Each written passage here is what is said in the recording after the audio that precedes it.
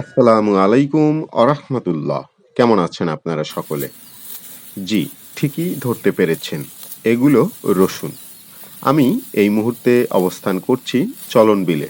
চলন বিল থেকে আপনাদের সকলকে আমন্ত্রণ জানাচ্ছি। আজকে আমরা দেখব কিভাবে রসুন উত্তোলন করে ও রসুন বিল থেকে যেভাবে তারা বাড়ি পর্যন্ত নিয়ে যায় সেটি দেখার চেষ্টা করব। আমরা সকলেই জানি চলন বিল বাংলাদেশের সবথেকে বড় বিল। সিরাজগঞ্জ, নাটোর ও পাবনা এই ৩টি জেলা জুড়ে এই চলন বিলের বিস্তার রয়েছে। বাংলাদেশের যে রসুনের চাহিদা রয়েছে তার ৩০% রসুনের চাহিদা মিটিয়ে থাকে এই চলন বিল। ইনভেস্ট করতেছেন, সমস্যা কি? রসুন উত্তোলন করে মাঠে কিছুদিন রেখে দেওয়া হয় যেন শুকিয়ে কিছুটা ওজন কমে যায়।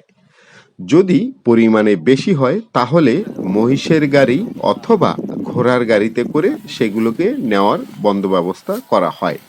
গাড়িতে সুন্দর করে বোঝাই করে শক্ত করে বেঁধে তারপরে এরকমের শক্তিশালী যে মহিষ আছে ওনাদের সেই মহিষ নিয়ে আসা হয়।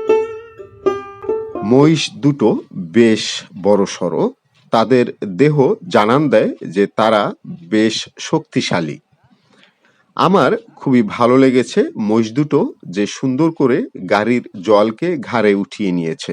তারা এখন প্রস্তুত গ্রামের দিকে রওনা হবে।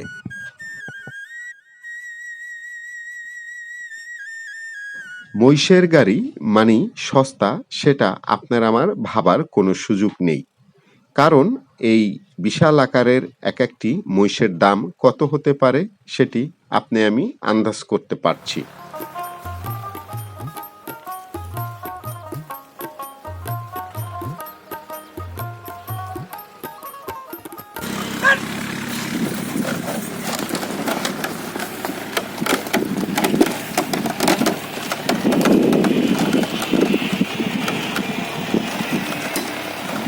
আজকে তাহলে এ পর্যন্তই।